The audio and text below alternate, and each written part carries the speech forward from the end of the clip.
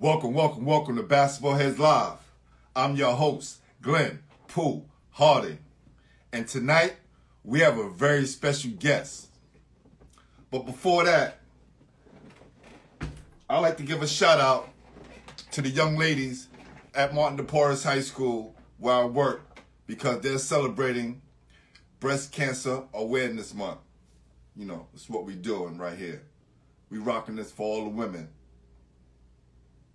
that has experienced some kind of trouble. I lost my moms, you know, to the cancer thing. So salute to everybody out there fighting that good fight. Now, let's get into the show. This basketball head was a highly recruited point guard while at Methuen High School in Massachusetts. Or I should say Methuen High School in Massachusetts by ways of Uniondale, Long Island. Best believe he represents everything New York. In the summer of 1979, Howard Garfinkel's five-star basketball camp in the Pocono Mountains was attended by a stunning roster of future Hall of Fame players, including Michael Jordan, Charles Barkley, Patrick Ewing, Chris Mullin, Karl Malone, Ed Pinckney, and my next guest. You know, among the other prospect recruits, we had this guy who was from Long Island, living with his high school coach in southeastern Massachusetts. But what do you know? He would team up with his big man from Adelaide Stevens High School. We call him Easy Ed Pinckney. Can't forget my guy, Dwayne McClain. These three will become friends and make up what they will be called, you know, that secret team with the secret weapon that would get the job done in 1985. They were all connected. He was recruited by several college programs and chose to attend Villanova. And he was part of the Wildcats' 1981 Herald recruiting class. I mentioned Ed Pinckney. I mentioned Dwayne McLain. And they will call themselves the expansion crew. His basketball career lasted. It's getting hot in here. It's going to be a good show. From 1981 to 1985. And played point guard for the national champions. This basketball head was a part of that team that defeated Georgetown University 66-64 to win the NCAA title over the heavily favored Hoyas. It's been a while. Y'all got to give me some time. I'm just getting back into action. This game was widely considered one of the greatest NCAA tournaments upsets of all time. And we're going to get into that word upset and what it really means. I think I mentioned it before. But this time, I think it's a little bit different. By many basketball aficionados, it's called the perfect game. Also, this basketball head will win MVP of that game. So, without further ado, help me welcome to the show, Methuen High School and Villanova University great, Gary, Nova's wildest cat, McClain. Y'all ready? Y'all ready?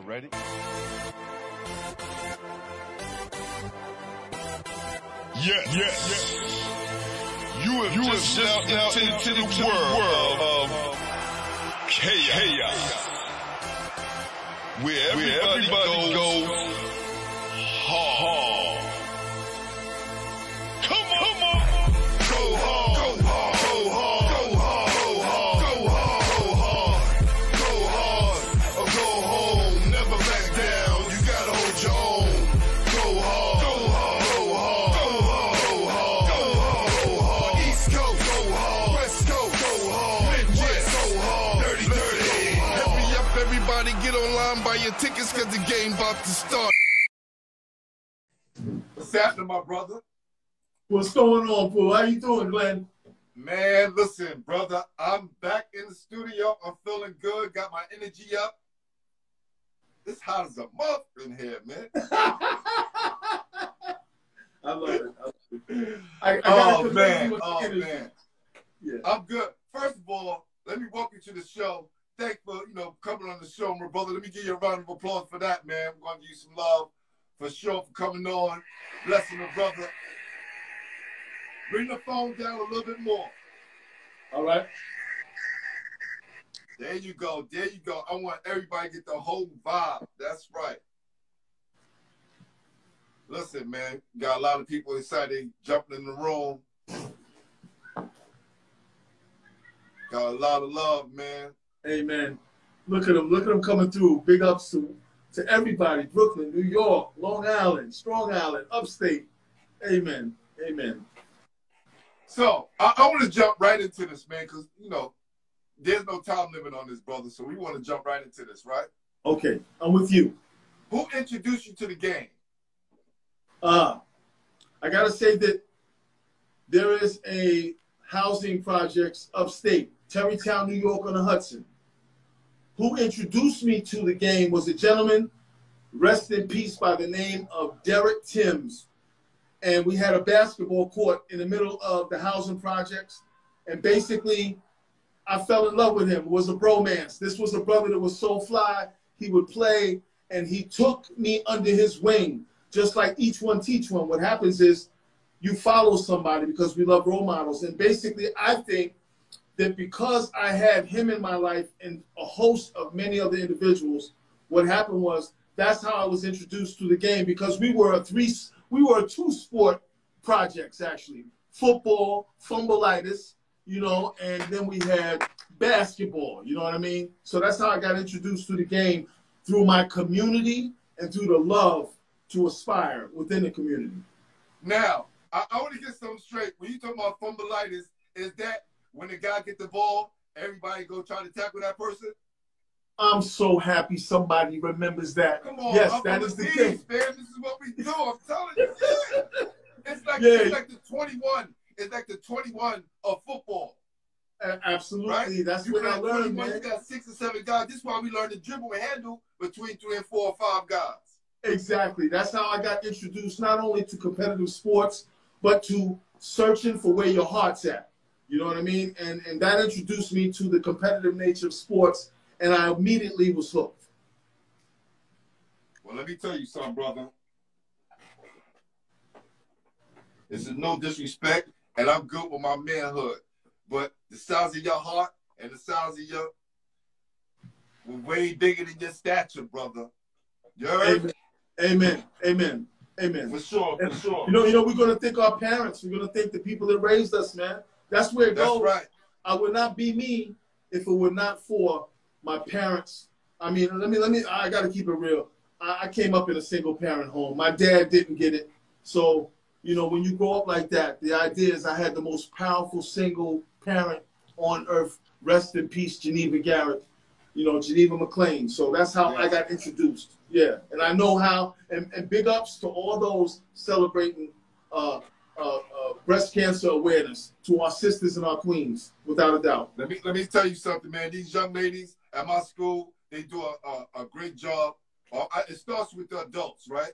The female adults at the school who make sure that these females have some kind of, a home to come to outside of the classroom and become young ladies, right? It started with my program called the Sphere of Influence, which is a mentor program. We started maybe 16, 17 years ago at my high school. And through that came all of our sports programs and our sister mentor program. So salute to all the females who do that. And salute to you. Salute to you, Glenn, because here's the thing. I've been a counselor for over 17 years. And the idea is it is no title involved. All it is a helping professional. We have been ordained, anointed to help our next man. We are our brothers and our sisters' keepers. So I salute you, my brother. I do. Thank you. Thank you. So, where the hell are you from? Okay, you know what? I'm glad you asked that question. You know what's interesting? I'm going to get some things straight, G. Yeah, Come on, man. Because you mentioned Uniondale High School, I mentioned Terrytown, New York, big ups to Ossining and Sing Sing and everything up there. And I'm not mentioning the correctional facility. I'm giving a reference point. I was born in Terrytown, New York, in Valhalla, New York. And I lived there until I was age 11. That's where I learned the competitive nature in those projects, Franklin Courts, okay, Uptown, North Terrytown, and I was born there. And then my mother, who basically fell in love with a gentleman who became the best role model I ever knew, Lorenzo Garrett, rest in peace. They decided that they were going to transfer over to Long Island. She was an IBM member for a number of years. She was probably one of the last people to retire with the Rolex. You know, they don't do that no more.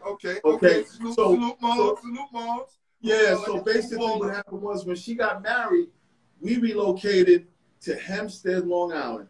And oh my goodness, you know, that's where the whole thing kicked on. You know, that's where I got the education of upwardly mobile brothers and sisters, a middle-class community back in the days. And Hempstead had a huge sports culture and predominantly basketball, because I played basketball and football up until like about 10th grade. Got you. So I could say I'm from Terrytown, but Hempstead, for 17 years, Hempstead is where that heart is. That's where I grew up at and learned about basketball and also got introduced to the boroughs and NYC basketball. Yeah, man. My guy Rick Combs, we want to get him in early because he's already commenting. He said this brother explained what the recruiting process was like, getting a letter. So I mean, he said he knew nothing about college sports in the process. You kind of walked him through that whole process, like Kenny Parker did for me, right? Oh, Kenny Parker, Canvas One DJ, he was a senior at Lincoln while I was a freshman. He was the one that put me through the ropes and showed me what Street and Smith was. And I guarantee you, G, this is from 86, right? But I guarantee you, I got the 85 one. I thought I had the 86. But, you know, it's official. Oh, that's the Bible. That's the Bible. That's the Bible. We looked at those players. That was the Source magazine back then, right? Absolutely. So you were kind of what what Kenny was to me. Yeah, so, Rick Coombs. And look how his life turned out. Played Division I ball, great family guy, and great guy overall. I love him dearly. He is family. He sat at my table, and Rick and I used to go everywhere. So Rick Coombs, I love you like a brother, my brother. I love your wife. I haven't shaken her hand or given her a deep hug, but the idea is that's the beauty. When you grow up, knowing what it's like to sit out on the court and just talk basketball, when you grow up looking at the players in Street and Smiths, and you're looking at how they drive into the hoop, Clark Kellogg and Derek Harper and all these players, Glenn Rivers from all across the United States, what we're doing is we are speaking into existence this dream, this culture of basketball. So it was incredible. Man. Who was the best player in your neighborhood out in Hempstead when you was coming up? Oh, my goodness. You know, probably, you know, I'm going to tell you somebody that stood out in my mind. Number one, Hempstead, stand up. Listen, a gentleman by the name of Rory Glasgow. Rory Glasgow. I need. Yeah. Go ahead. Keep talking. Yeah. Rory Glasgow was a player at Hempstead High. And when we would go, because I lived about a 5-minute walk from Kennedy Park. Stand up, Kennedy Park. Kennedy Park. Everybody comes out here talking about Kennedy. Yeah, I was about 5 minutes away from there. And basically, I would walk with a whole variety of individuals every morning, on every Sunday morning to play basketball. And when I saw him play, he stood out to me because he had the competitive edge. He had the dip. If you all remember, the first time we saw somebody do the dip. Now, to give somebody props in NYC, you know, y'all perfected the dip, it seems. We would just practice our dip, but my man Rory, he would go and he would dip. And the way he dipped that ball into the cylinder, it was poetic justice, my brother, a work of art. So big ups to Rory Glasgow, wherever you're at. I love you, my brother. So I remember players like that. I remember players like Smooth Hammond, because these are players that I was watching that they didn't know that I was mimicking their moves. And I was mimicking the way that they moved. We know that basketball is closely related to urban culture. And the idea is when you're taking notes like I was, because I'm always a student as I am now, I would look at him and I would take a lot from him. So when I learned how to drive, when I learned crossovers and things of that nature and how people moved on a basketball court, to me, he stood out. Okay, okay. Now, who was that? I'm going to say that one. I'm going to say that one. What was the first team you was on? Did you go through the process? Like Long Island, I don't know how y'all doing coming up. But in New York City, one of the first tournaments you play in the CYO, everybody starts off the CYO first. That's like the starting grounds. And then you move your way up, right? If you make the junior high school team, then if you play AAU after that. But it's when we was coming up, it's different now. CYO doesn't have as much as grassroots programs in New York City. I know they still do on Staten Island. What about on Long Island and upstate in Terrytown? What was that first tournaments you played there? Well, you know what's interesting? The blessing is that when you move from Terrytown to Long Island, you get introduced to basketball camps. You get introduced to the fundamentals. And what happened was I was introduced to a basketball coach by the name of Bill Donlon. Is a coach that I lived with. And on Long Island, at least my experience was, I had went away to Gus Alfieri's St. Anthony's basketball camp in Suffolk County. And there is when I learned the fundamentals, the jab step, the pump fake, dribbling and perfecting your dribbling skills. So I was fortunate enough to learn the fundamentals of basketball at an early age because I didn't have a lot of muscles. I didn't have no six-pack. I wasn't dunking. You know, the idea was I was working with the package I have. So that's a lesson to all the young ballers that are watching. And this is an analogy for life. It is so parallel. The idea is work with the package you got.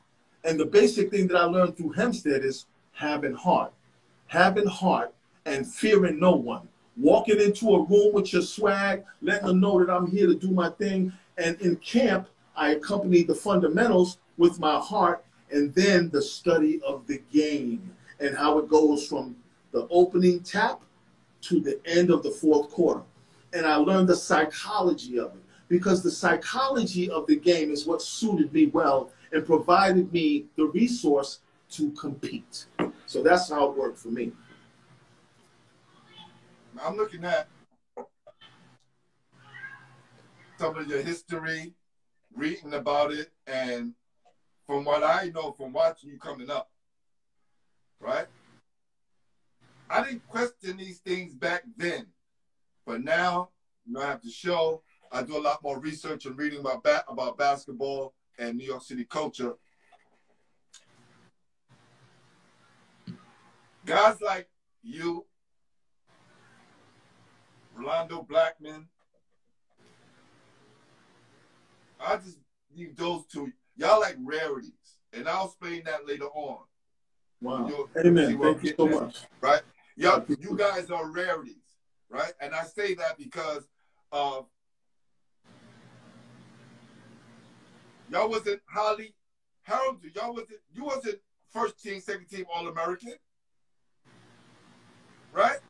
No doubt. And in New York City, Rolando Blackman was second team All-City. But he played at Kansas State. You played in the Big East at Villanova. I don't think a kid in Long Island who probably had your career or similar or New York City is playing at Villanova right now. You know what's interesting? I have to give a big shout out, and here is some real jewels. I went to a high school by the name of Lawrence Road Junior High School. And I almost didn't make the team because my style was always about acrobatics and making whatever move I had in my arsenal look good. I was introduced to a gentleman by the name of Gerald Greenblatt. I played with stars that I admired, and I'm going to give a shout out to Dwight Gibson. I'm going to give a shout out to Stephen Rivers, who went to Maryland. I'm going to give a shout out to Rivers. I had him on the show. Good friend of the show. Yeah. And Greg Rogers, who came from Brooklyn and really brought that urban mentality to Long Island. And these were the people I rode with. Darnell Smith. We would ride around on our bikes, and we would walk around in packs. And then we would see the court, and we would challenge the court. It's not unlike in Brooklyn or any urban area. But the beauty of this is that when you went to this high school, everybody on that team could really play basketball. I did not play that much because of the fact I was still learning the game. And the beauty is when you still learn the game, you have to never give up on being a student of this art. They say it takes 10 years to master any craft. Well, it took me 10 years probably, right around entering Villanova, to master the art of basketball, because the psychology goes hand in hand with the physical talents that God blesses us with. And when I realized there's a God inside of me, and I realized that I had special talents, you know, that's when I decided to utilize it. Yeah. Wow. BC said, Gary McLain saved my life. Thank you. Ambrosia alumni, 2011. Wow. Yeah. And that's a whole nother subject. And, you know, here's the thing. When we get blessed with the athleticism and the beauty to participate in this wonderful culture, it's an automatic responsibility.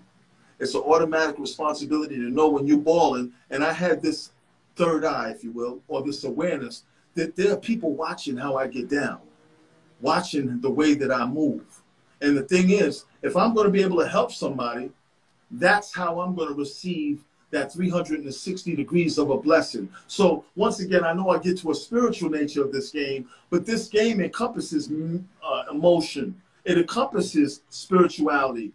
And then that's in addition to the physical. Think about this. Going to East Meadow basketball court on Long Island and seeing Billy Donovan sitting on the sidelines as a young buck, and nobody would pick him. And me, I always picked Billy, because Billy, right? When Billy was sitting on the sidelines, he would go, "You got me, G? Billy, you know I got you, because you lights out from the perimeter, bro." It was almost like there was instilled in me gathering knowledge of the game and how the sum of the parts are greater than the whole. So when you pick people in the playground, right, this is probably one of the most important acts that gets down, you know, that's involved in playing ball. You want to pick a crew that you know you're going to murder everybody, you know. But the idea was there is no color on this game, and let me say that. There is no color. No. Long Island taught me that. Long Island taught me that, and I realized that at a young age. All I wanted to know is if you could get... This is it's the only color that matters, like. That's right. So I wanted to get that out the way, you know. And Billy Donovan was always a pick. We've played so many times. Let me tell you this, G. Let me tell you this. Big shout out, Billy Donovan, one of the most mentioned people on Basketball Heads.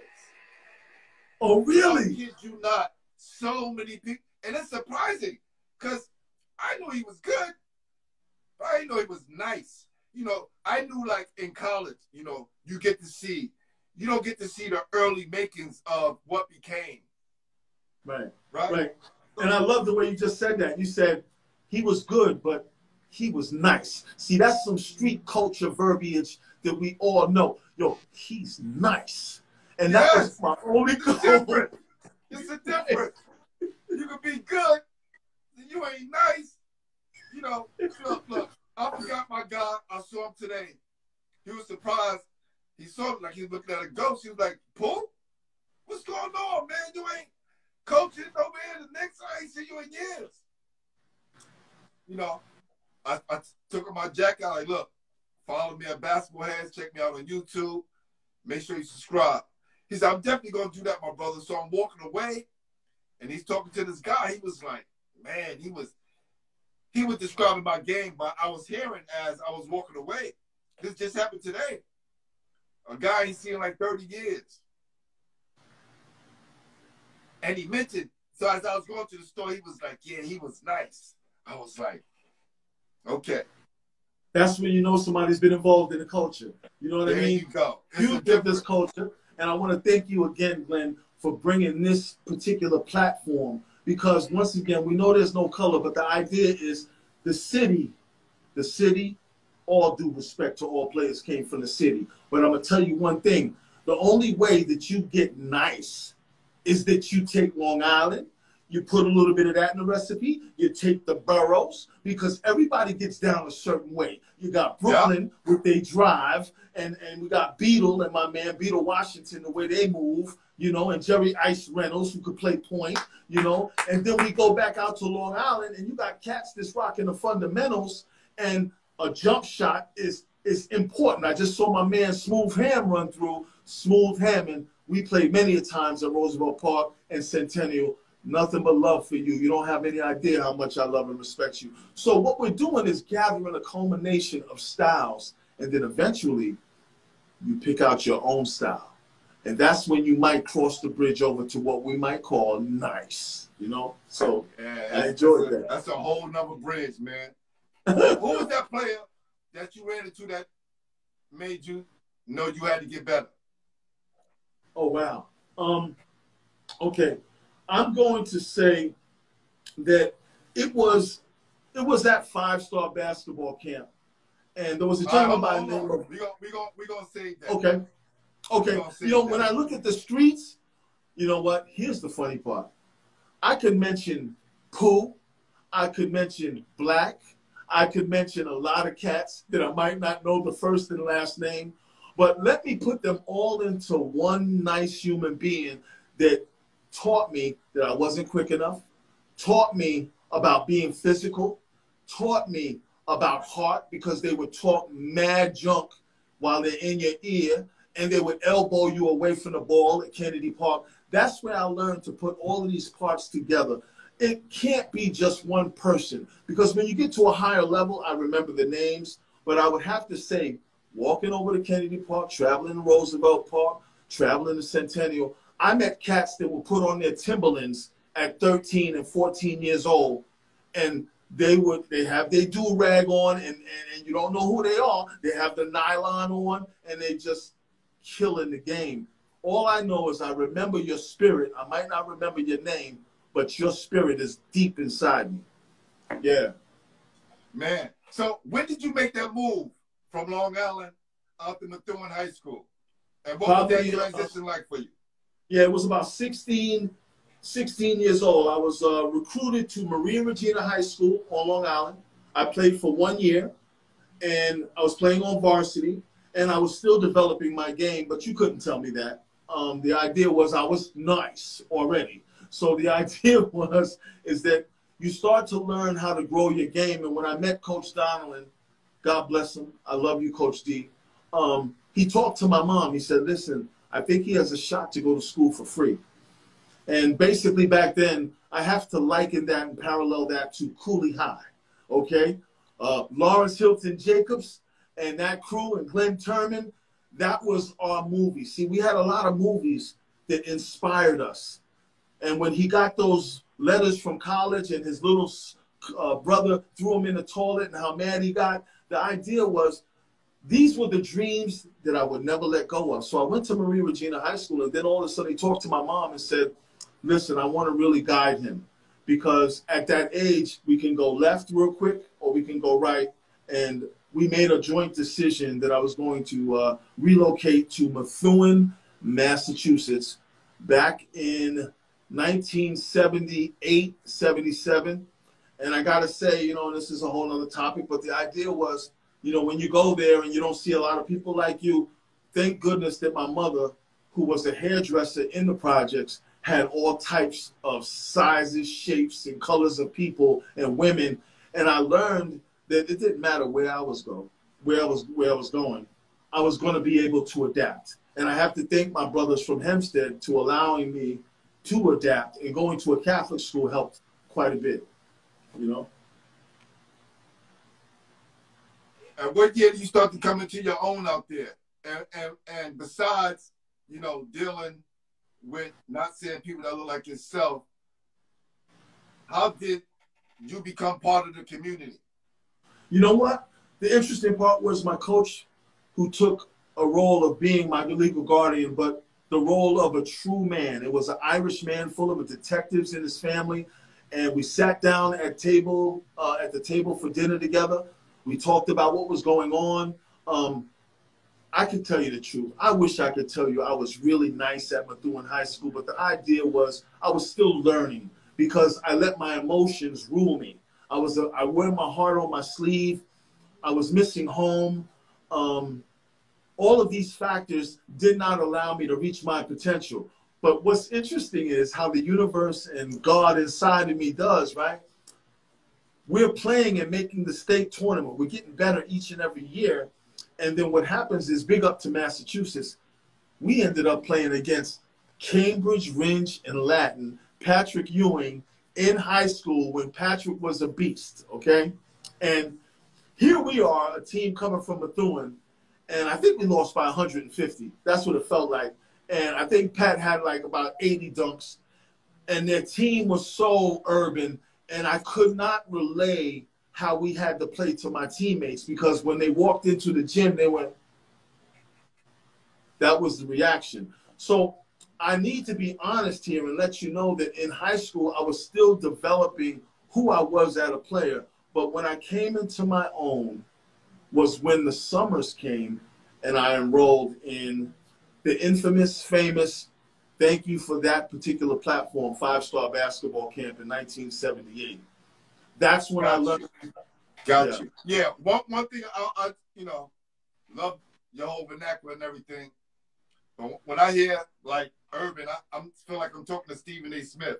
Them guys they brought the hood with them, right? It's a certain thing, right? When you bring the hood with you, when you have that hood mentality, that doesn't make you limited.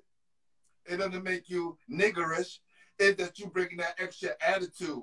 It was what you learned when you went to Hempstead and went to those parks. You learned that toughness. You learned that inner hood it's something you can't teach.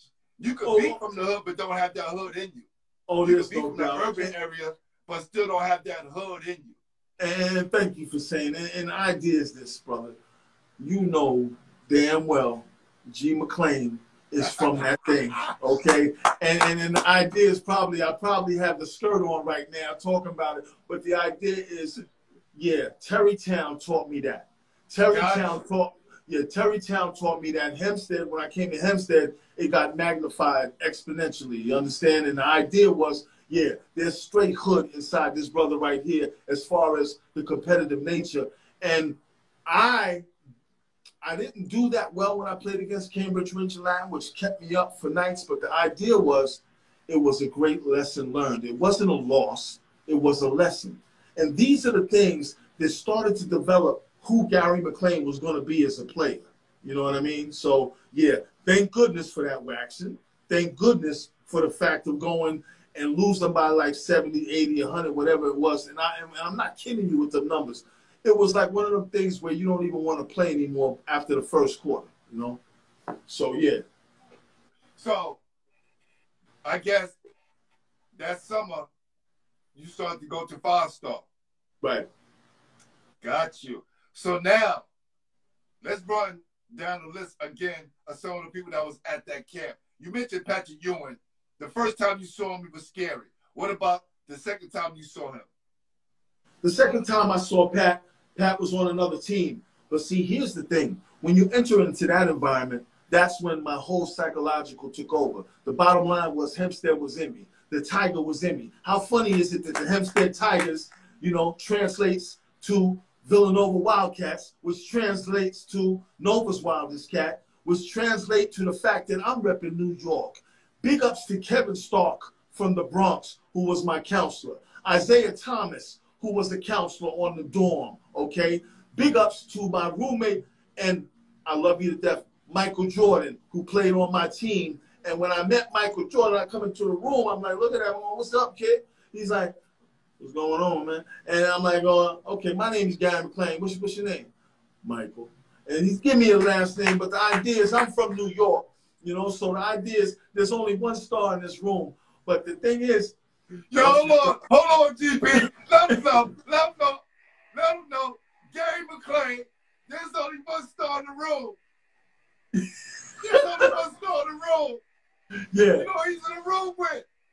Yeah. One star in the room. Yeah. Yeah. I was with George. Yeah, it's a true story. There's only one star in the room, young man. Yeah. Yeah, I was hella cocky, man. Hold on. Do y'all know what he just said? I know. Yeah. I know that just went over a lot of y'all head. So look, it's not the same. It's not the same when I walk into Empire State games and Derek Chivas is my roommate. Big up to Derek Chivas, God in New York City. You go to 5-star, your roommate is the Air One. Yeah, Michael Jordan. Is your confidence really on 10 at this time? You know, at that time, there was a brother from Uptown who had the black suede Nikes, and I had the black suede ponies. See, you know, the way we move on the court, it's equally important to walk, you know, from Converse into looking good on the court. And the thing was, my man Jerome and I, we were so close. That was somebody I identified with more than Michael Jordan. I was thinking that I would have to bring Michael Jordan along because he was like a little lanky. I didn't really understand what he could do. But I got to tell this one, man. The minute I knew that Michael Jordan was going to be special was Adrian Dantley from the Utah Jazz came to speak at 5-star. And Adrian Dantley pulled out them skinny little shorts we used to wear, a wad of money, and he said, listen, y'all, if anybody can learn this jab step correctly, this is yours. So he puts it on the ground and he teaches us a jab step. So he calls the cat off the floor because we all had everybody sitting on the floor. And basically somebody came up and he was trying to guard Adrian Dantley, and Adrian Dantley goes by him and he dunks. And everybody goes, woo. So now everybody's kind of quiet. Nobody really wants to go up and do a jab step. So he says, is there not anybody in here who has some heart? And then everybody starts pointing to Black, a.k.a. Michael Jordan. I was famous for running my mouth and giving everybody nicknames. So I used to call Michael Jordan. You gave Michael Jordan name was Black? Yeah, I used to call him Black, right? So the bottom line was, I told Mike, I said, Black, go up, man, because we were sitting next to each other. We was like this, right? So the next thing you know, he gets up and, you know, he walks over real slow and lanky and unassuming. The next thing you know, he takes a jab step, you know, because he says, I want you to show me what you learned. So Mike jabs, goes by him, and that was the first time I saw, and the whole camp was quiet. The whole camp was quiet. Adrian Dantley was quiet. And I swear it must have felt like a lifetime, but it was like about 5 minutes that it lapsed. And then Michael walked back and sat down. Nobody wanted to talk about what they just saw, but we all felt it. Did he get the money? Huh? No. No. No. There have been all kinds of scandals, right? Back then, they was watching all the money.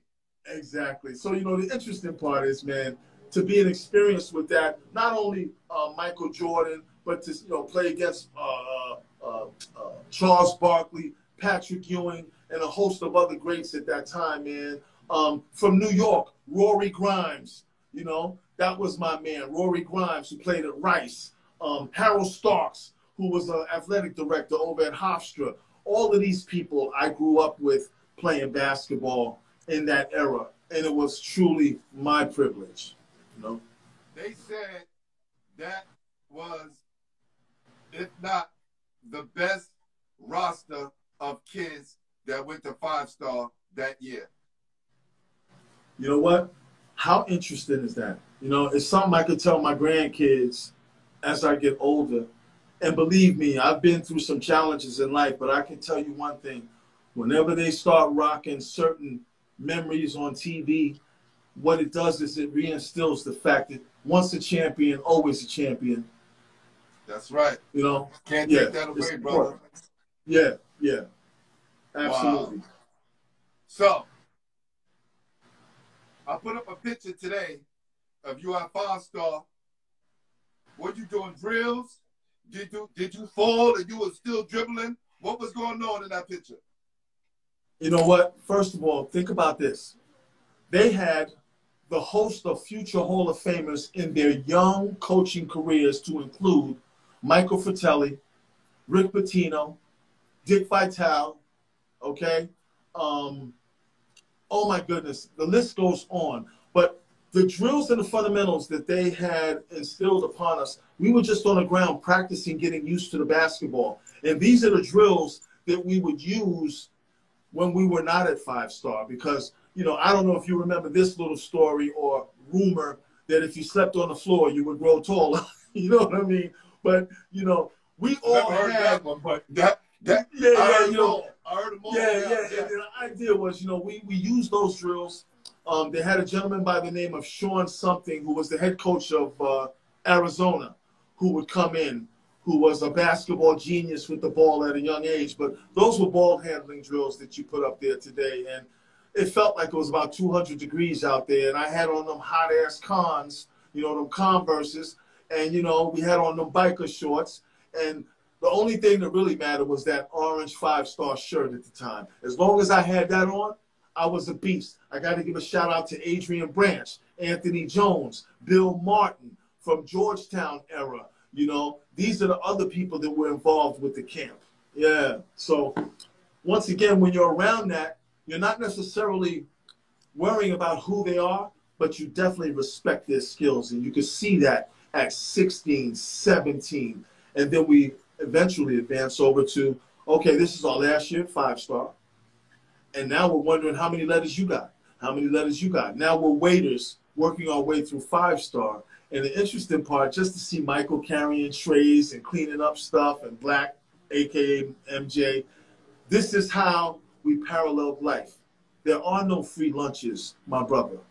To all my young basketball heads out there are no free lunches. So that mentality of having to work in the kitchen and clean up after everybody in the camp in order to help pay your way through 5-star, that mentality lasts with you. So I appreciate that little lesson, you know?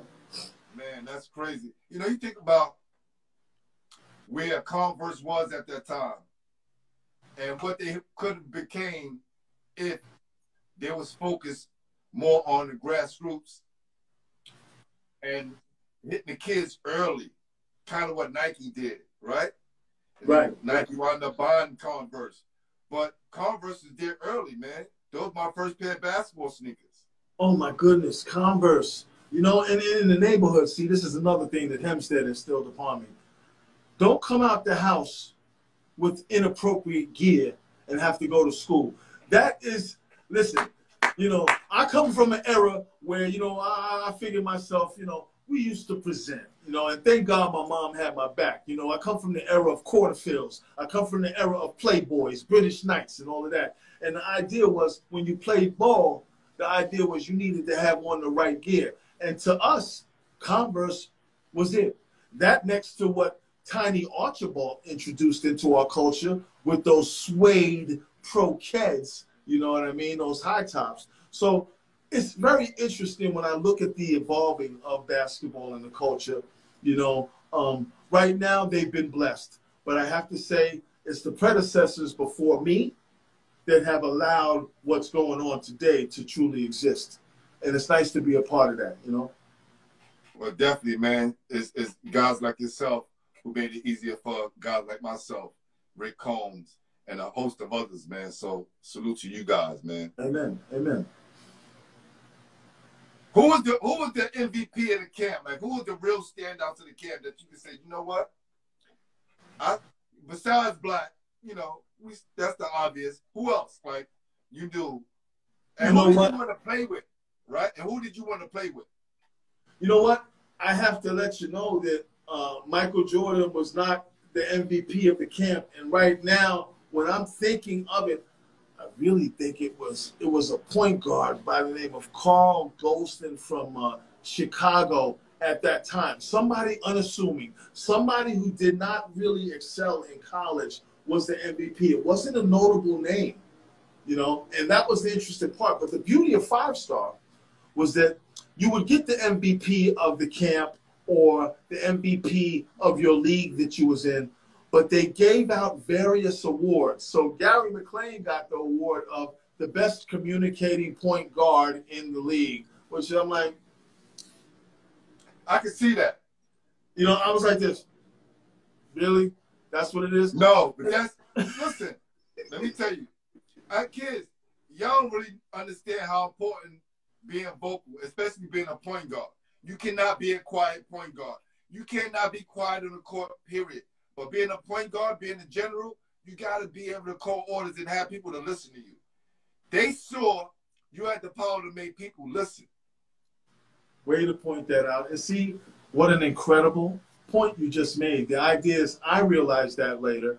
I realized that there was the makings of a leader and a floor general. And then when we hear basketball today, especially when the pandemic hit, and you start to hear so much talking amongst the teammates. I got that. I got that. Who got this? Oh, you got me. You know, and the thing is, it's also, once again, a parallel for life. I'm looking at how you're conducting yourself. I haven't been on ESPN a lot. I have been on there a couple of times. But I got to tell you, this interview right here with you, Glenn, this right here is what fuels my heart. I'm 58 years old. You feel what I'm saying? And the idea is my heart is still young.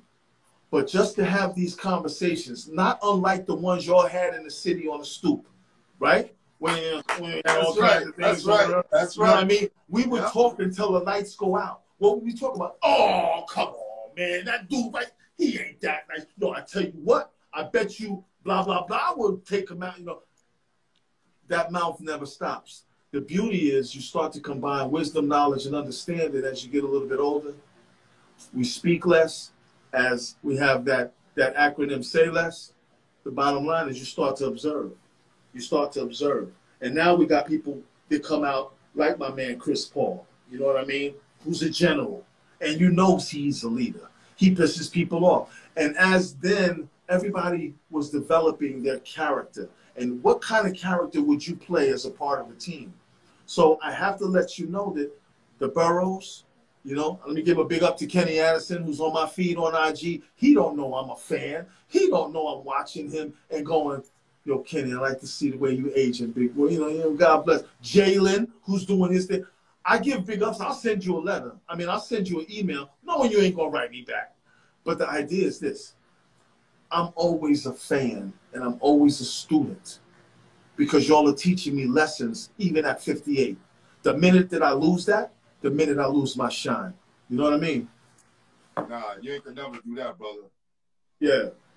We got you, brother. We got you. Yeah. So, how was your confidence once you left 5-star return back to Methuen? Okay. What happens is I was flying home on the Eastern Shuttle just about every weekend because they had these really inexpensive flights.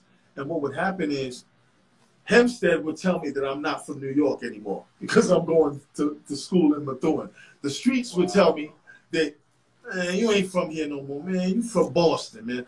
That would get me so mad. That would get me so hot.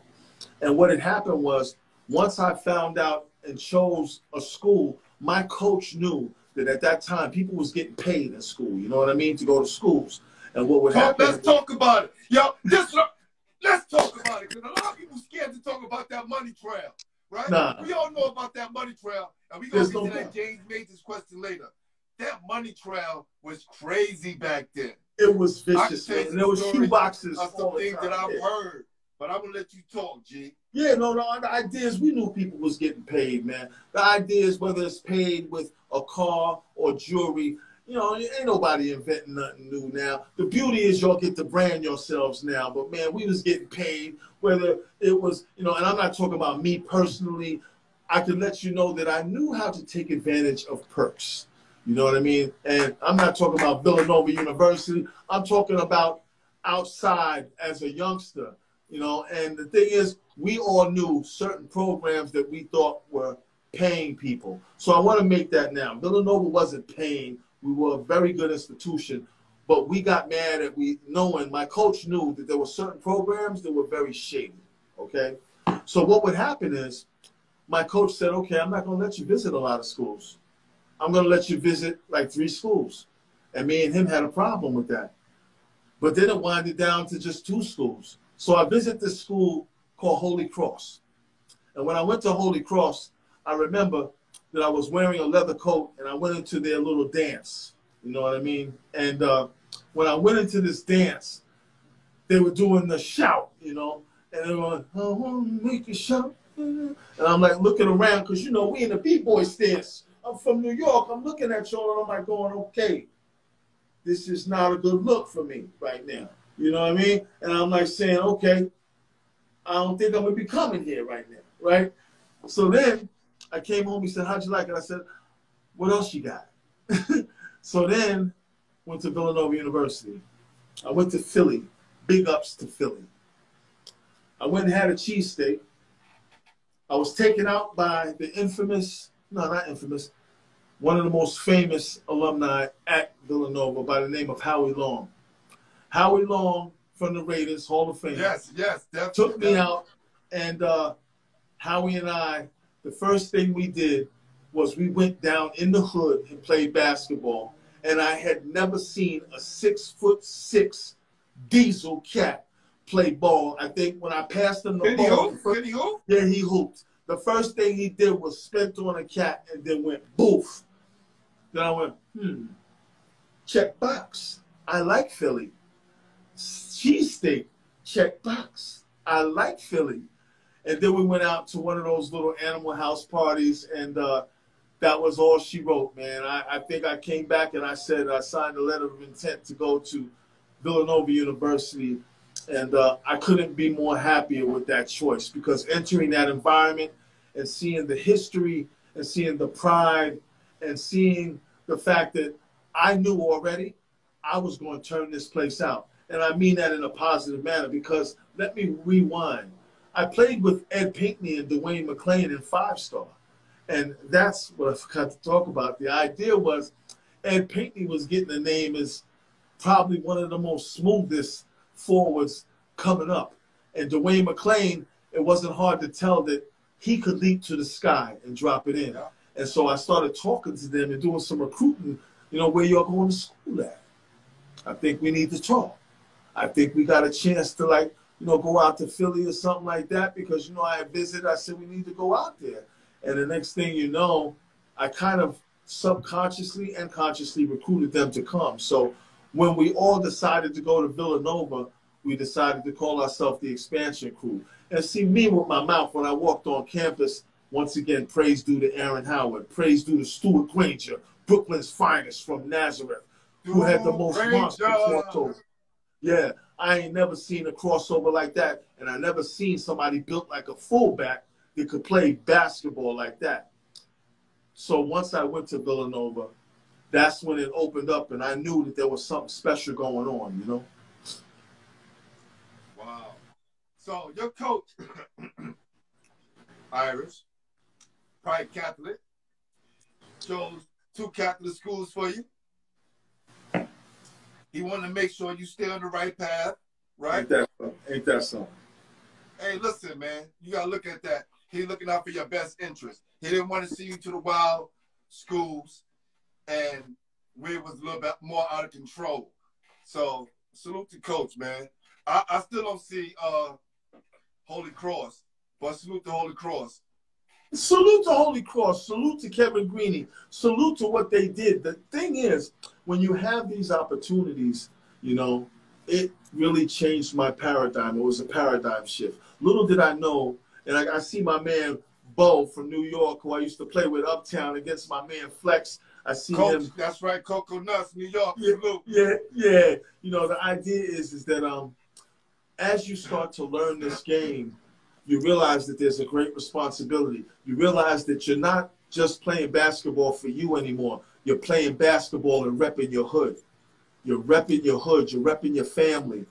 And I always wonder, what if we had all of the role models and the support that they have now?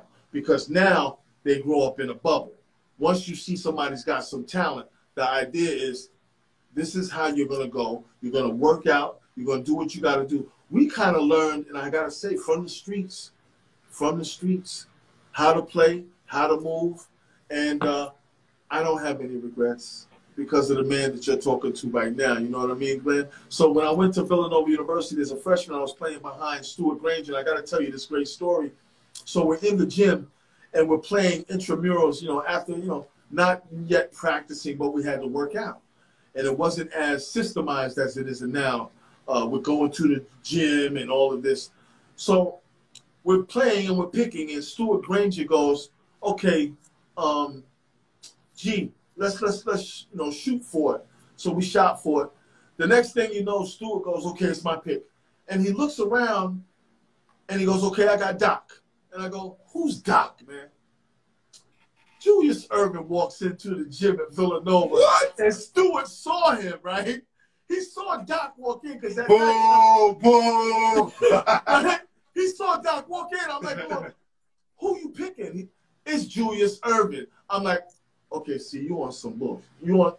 That's some moves. Next thing you know, we're playing with Doc. And that's just the greatest story because, you know, we're going running up and down with Doc. I remember Aaron Howard shot a jump shot from the baseline, and Doc goes up just to let him know, remember who's in the building. And he just goes up and just wipes it off with his hands and puts it in his thing and says, y'all still want to play? And then he kept going, you know what I mean? So wow. That was my experience with Dr. Julius Erving, you know, Dr. J, you know. Great memories. I learned from Stuart Granger. I admire and love him. I just talked to him the other day. I still talk to him. Stu on the show. New York City great, Stuart Granger. Got to get you on the show, right? You have my word, sir. Rick wanted me to ask you this. We're going to back up a little bit. Okay, talk about it. No, I want you to talk about the Boston Shootout Championship game. And salute to my guy, Joe Almeida. He is a basketball historian from Boston. He's my guy. He the one who passed me the 5-star picture. He's a big fan. Tell me about the Boston Shootout and your experience in that championship game. I want to give a big shout out to Chuck Everson. I want to give a shout out to Joe Almeida because I just met him coming back out, you know, with some of the endeavors that I have on Instagram. And the thing is that Joe Almeida, I can't give you and him praise enough for keeping the culture alive. Him and I talk quite frequently. And then he tells me he's from New York. And it's no wonder I'm going, well, he spent some time in the Bronx. I thought you was from New York, the way you moving, the way you talking. So when we're talking about, what were we talking about just now? Boston Shootout Championship game. Okay. So here it is. When you're playing in Methuen, Massachusetts, the interesting part is when I made the Boston Shootout, it was a rigorous training. And to be quite honest, the only ones that brought me through that was Michael Bivens and Bobby Brown, right? That's crazy, because I played against Mike Bivens there. Facts. They were the ball boys back then. Wow. And see, everybody in Massachusetts, they call him Giz after Gary Burke. And that's a little bit of history about Boston. So they kept calling me Giz, and this name would stick with me through college. You know what I mean? I was called Gizmo.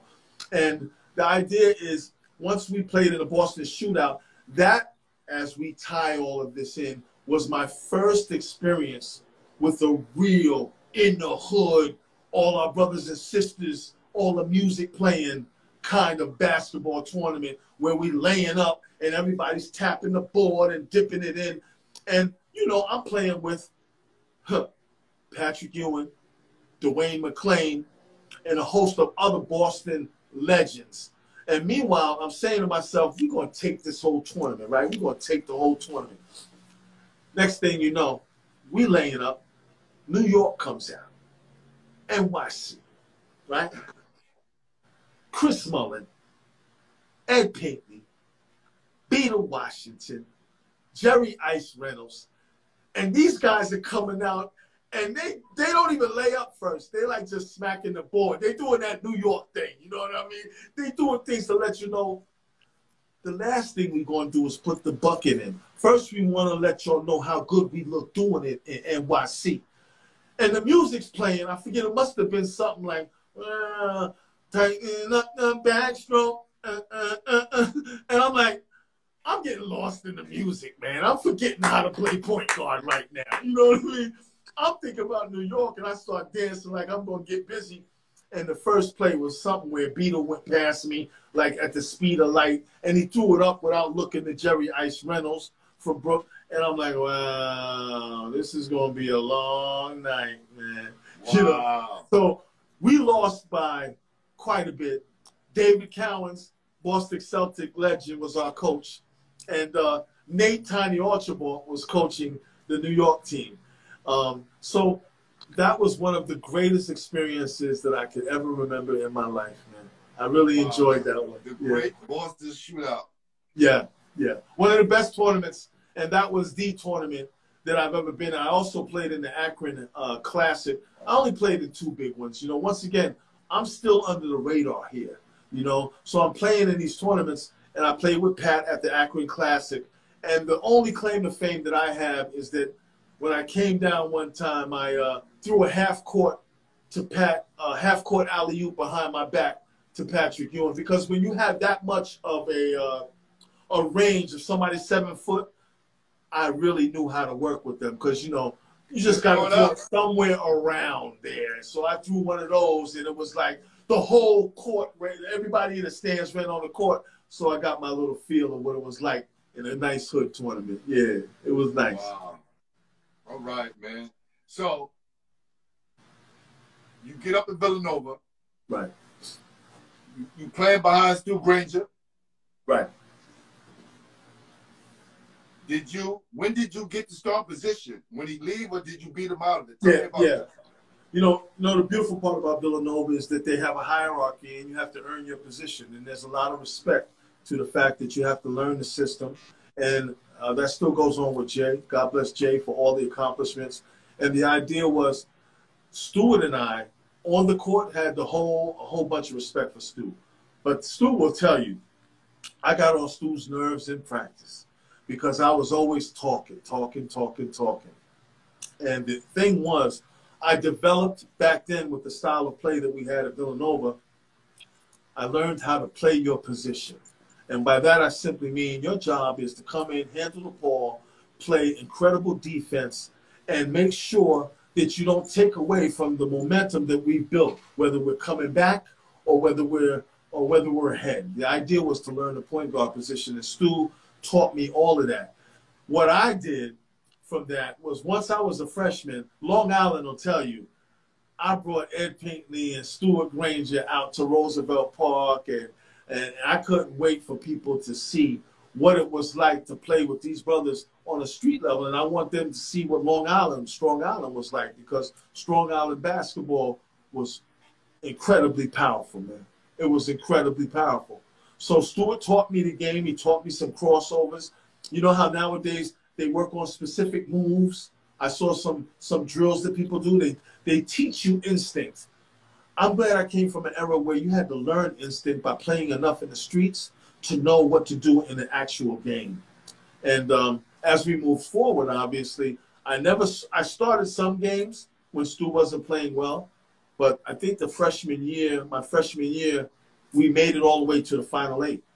And the beauty of making it to the Final 8, I think the first year we lost to James Worthy, Michael Jordan, Matt Doherty. Yeah. So, that was an incredible experience. My claim to fame that I will tell my grandchildren is I think I dropped about 20 or 15 or something on Michael Jordan in North Carolina, but I still think he had like 20-something. You know what I mean? But, we won the game, which is the most important part. Yeah. Right. Yeah. So cool. So, how was Dwayne McClain, right? Because it took me a while to realize y'all wasn't brothers when I was younger, because your names are spelled differently and at the end. And I was just like, damn, this is strange. I'm new. During this time when y'all was coming up, I'm just getting introduced to basketball. 1980, my first basketball game I watched from front to back. And that was when Magic Johnson got into the league. So I'm just playing catch up, right? Rightfully so, I'm younger. But how was he as a person? As a person, Dwayne was a little shy when he first entered Villanova. And so was Ed. I was the mouth of the team. And the idea is that Dwayne knew what he could do. I saw him in 5-star, and that's why I tried to initiate him at least considering Villanova. But the idea was when I threw my first alley-oop to Dwayne, and the whole gym saw how high he could jump, that was the first time that I saw anybody that could leap that effortlessly, had an unorthodox left-handed jump shot. The beauty is that we truly fell in love with each other as far as our talents. Everybody fit in sync. Dwayne was a deadly shooter, a deadly scorer, and he could bring enthusiasm into the gym with one thunderous dunk. I think it's the first time that I saw people doing alley-oops and him dunking backwards on people, you know. So Dwayne and I were very close, very competitive. We're still close to this day. We all talk. Somebody just called you. Somebody just called you. Can't hear you.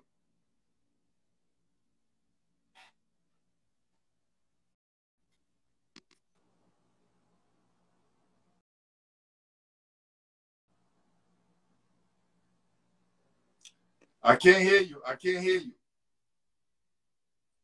I can't hear you. I can't hear you. There you go. There you go. There you go. All right. Good. All right. I apologize. I saw that freeze. Dwayne McClain remind me of my prep school teammate by the name of Roger Lewis. Roger Lewis from New Bedford, Massachusetts. He was left-handed, jumped out the building, and he was a walking bucket. Similar to Dwayne McClain. Similar. An uncanny ability to score at will. And once again, when you're jumping that high, you know, it's just amazing to play with somebody like that. So that was his skill set. It was scoring, okay? And once you realize that as a point guard that's developing the psychology of this game and learning how to play, I knew he would be a deadly asset for us. And Easy Ed Pinckney remind me of my guy Perry Carter, who also played in prep school. He can get you buckets down low, but he's going to grab every rebound and block almost every shot. Could block incredibly agile. Incredibly agile. Easy Ed, you know, because we knew each other back in school, in camps, and we also played together in the Boston shoot, you know, against each other in the Boston shootout. An incredible talent with an incredible heart. Definitely New York City great. Raleigh coach, the legendary Raleigh Massimino, who we all called the Godfather. He walked like he was mafioso. He just had that attitude different from a lot of coaches. It seemed like he was the guy you wanted to play for. Was that true? Well, you know what? Raleigh, pardon me for 1 second. Raleigh, oh, rest in peace, first of all. Coach Mass, I love you. Coach Mass. Rest in peace. You got that part, yeah. Yeah. You know, Coach Mass was an incredible coach. He was an incredible, hold on 1 second, because I don't want to mess up this beautiful conversation. We're going to move this back because my phone's running out. 1 second. I'm here. Okay, thank you so much.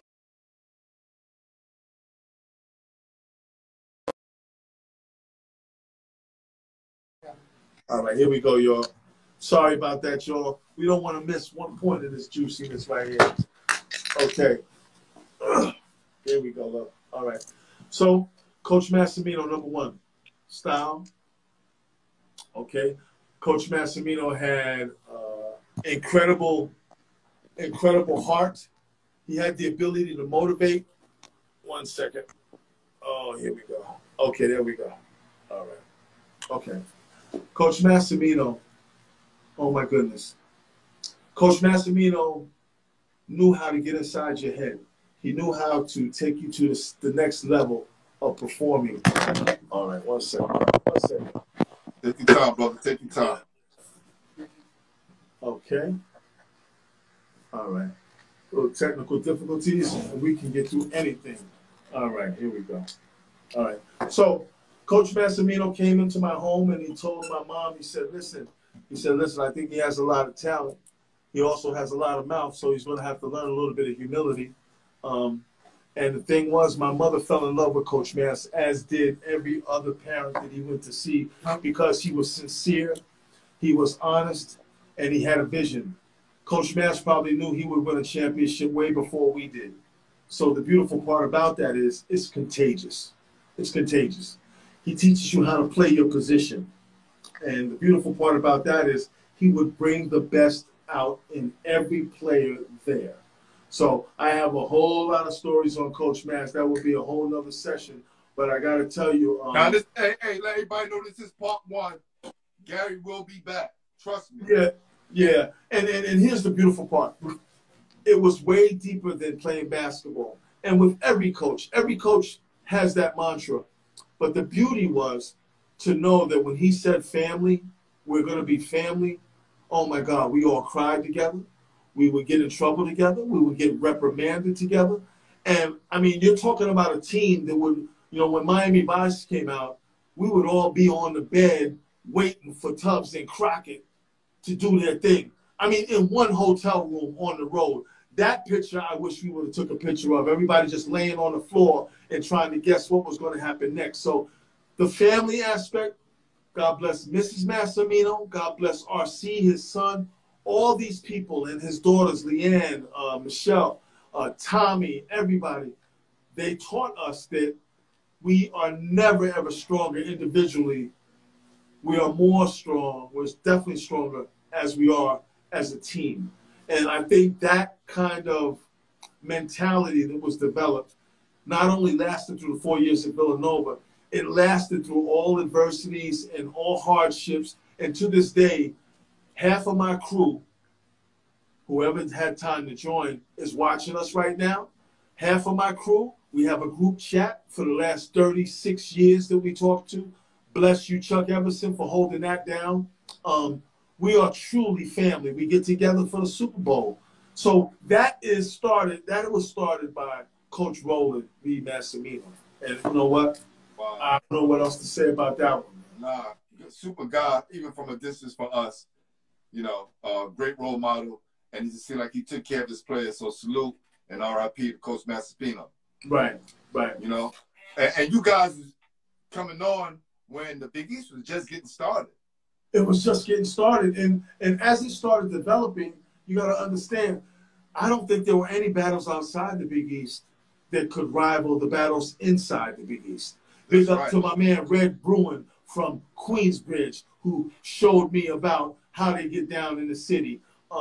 Jeannie Waldron, Mike Moses from St. John's, Billy Goodwin, you know, Reggie Carter, you know, Sleepy Floyd, John Duran, Gene Smith, the best defensive player on planet Earth that there will ever be. You know, all of these guys, I don't talk to y'all a lot, but you have no idea how much. Pearl Washington, R.I.P. Pearl Washington. Oh, man, let me tell you something. Pearl, now you get to talking about the most incredible player that I ever played against that always at least had me try to bring my A game.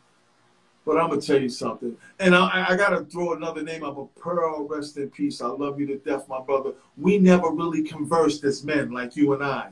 So we were always on a competitive side of things. But I heard about the man he became after basketball, you know, and the man he was during basketball, how BK stand up for Pearl Washington. And Pearl Washington, I had one of those orange shirts with Pearl that I used to wear probably for about a month before I got an oil stain on it that wouldn't come out, you know what I mean? Pearl Washington was the most magical point guard, the most difficult point guard to guard that I've ever balled against in my life. Like, I never seen anything like that. Yo, let's make some noise for legendary Pearl Washington right now.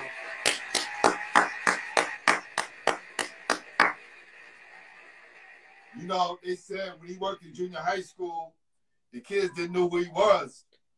And I think the principal one day went to the office where Pearl's office was, and just put up all his pictures.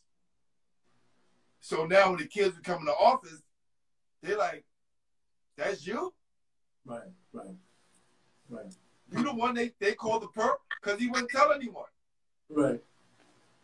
The humility.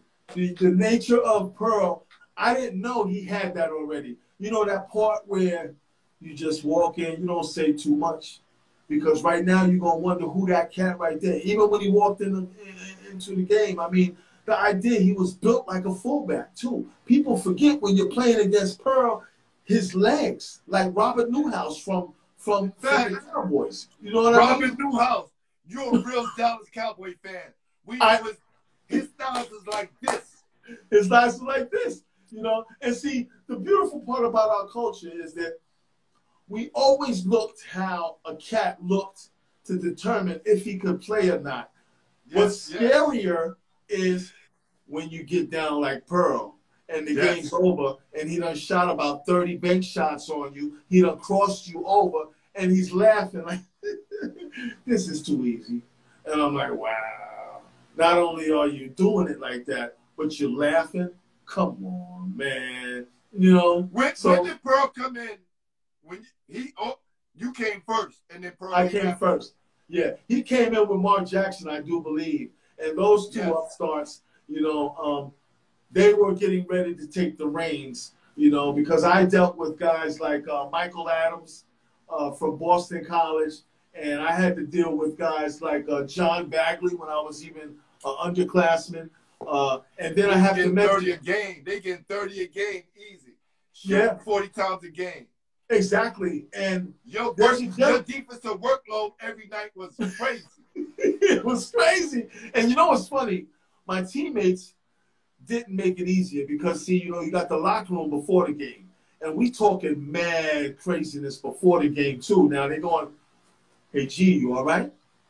What you talking about, man? You got to play Pearl tonight. Yo, G, you all right? You got to play Michael Adams tonight. It didn't go so well last time." You know what I mean? So that was the development.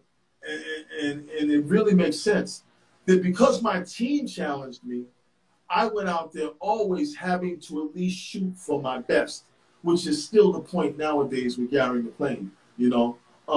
So the battle between the point guards in the Big East was relentless. So I really do appreciate that experience, man. 1985. What was Philly like back then? Oh, you know, Philly was like the 76ers. Salute to my Philly guy was Court. like, my guy Court. If you watching right now, my guy Court. He down in South Carolina, but he represents Philly. He should be on the checker right now. Hey, Philly, stand up. Philly was like this. Philly was like the 76ers. Philly was like Doc. Philly was like Mo Cheeks. Philly was like, you know, us going out to a place called the Library in the city and walking in and seeing Moses Malone over there and, you know, going up and say what's up. You know, there was always a camaraderie between the pro sports and the college dudes. We all acknowledged each other. Not to say the brothers don't do it now, but now these players have to really protect their interests because they're a real commodity. Not that we weren't then. It's just different. They've been commodities ever since 13, 14. So when you come up to an Allen Iverson or Stephon Marbury, which I've done personally, I remember when Allen was rocking the Crew Thick brand, you know, and I saw him in the thing, and I went up to Allen, and they converged on me like I was carrying, man. And I was like, all right, that's not cool. You know, because it's almost like asking a girl to dance. Like when you walk across the floor, right. You want it. Now I got to walk back over here. And Allen went like this to me. I'm like, wow. But the thing is, that was the culture. Philly was alive. We had great sports. We had the Eagles. Peace to Eagle Demon. I saw you show your head. Some of the most incredible fans in Philadelphia that I've ever experienced in my life. That's a hard sports town. If you suck, they're going to let you know. They're going to let you know. But even if you lose and play hard, they're going to ride for you. They're going to ride for us. And that's you got to play hard, though. Yeah. And see, you got to understand, freshman year, we lose to North Carolina. Sophomore year, we lose to Phi Slammer Jammer and Clyde Drexler and Akeem Olajuwon. and I played in that game. And as long as I could play and contribute, I was happy. Junior year, what had happened was we lost in the second round to Marshall, so that was a bit of a disappointment. So as you're moving into 85, there's this new commitment to saying, we didn't come here not to take this thing.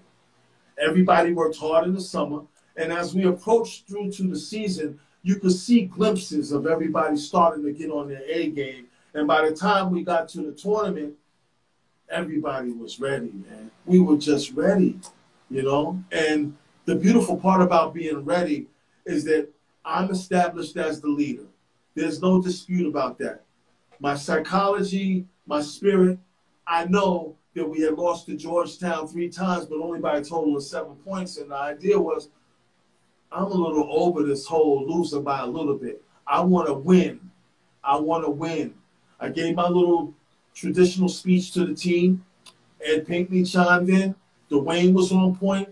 And everybody was on point because, you know, we all know that you can't win unless you have a team all the way around. There's no such thing as a bench. Anybody that sat down, that means you were just in the holster, ready to get out whenever we needed you. So once that game started, man, there was an energy. I know I was calling people from New York going, yo, check it out. We're going to shock the world, man. Yo, look out, look out. I was leaving messages on people's, on their answering machines, letting them know, we're going to get it in right now. I'm letting you know. Get the brew ready, get the 40s ready. Yo, we going to get this in right now. Everybody, my people will tell you in Terrytown, they'll tell you, I was leaving messages like, get ready, because it's going to be a big one. Next thing you know, after Dwayne McLain dunked, after Harold Presley made that acrobatic layup, as a point guard, I'm starting to get visions. It's going to be a good night for Wildcats all over. Yo, I was rooting for y'all from the beginning. I wasn't a big Georgetown fan. North Carolina was my team. I was with them early, right? Kenny Smith, Sam Perkins, that was my connection. Right. But when you guys played Georgetown, I was definitely rooting for y'all. Again, Ed Pinckney, the New York, I had to have some New York. Yeah, we had a lot of New York. We had a lot of New York. That was my team. It was like, okay, you know, nobody wants to rock out. And my guys laughed at me. My guys, they was like, Georgetown gonna blow them out. Okay. Yeah. And then a lot of people, you know, I guess I can effectively say this, a lot of people bet against us. You know what I mean? You got to understand, you're walking in a culture where everybody, you know, we got the hip-hop community developing. Everybody got a Georgetown starter on, man. Ain't nobody got no Villanova starter, you know? You know, if you don't have a Georgetown starter, you got a 49er starter on. You know what I mean? And, you know. Y'all, they didn't have Villanova till y'all won it. Yeah. In fact, let's make some noise for that right there. Straight up and down. It was, nobody had them starters until y'all won them. Yeah. And then, once again, you know, we gotta hold go. On for a sec. Yo, Mel, if you hear me, Mel, come on up. I want you to show Gary the picture. My artist finished with the picture. Oh, really? I saw him on here. He's you know, my guy. He don't like to interrupt, but I know it's getting late for him, so I'm gonna invite him to see if he come on. I got it anyway, so as soon as we get off, I'm gonna give it to you anyway. But see if he comes on with that. All right. But what I'm gonna get to now until he comes on, before y'all get into the tournament, let's talk about the road trips. How much money you guys was getting on the road? Well, you know what? It was just we talking about the legal money that we all get. It was about 100 or maybe 300, 100 to 300. Yo, hold on. Let's make some noise for that. That was real money. Yeah. Yo, let me tell you. James Majors at Seton Hall. This is 83 to 85. They was getting $5 a game. Oh, really? At Seton Hall in the Big East. Right. Carlissimo was stealing that money. Oh, see. Yo, they was getting $5 a game.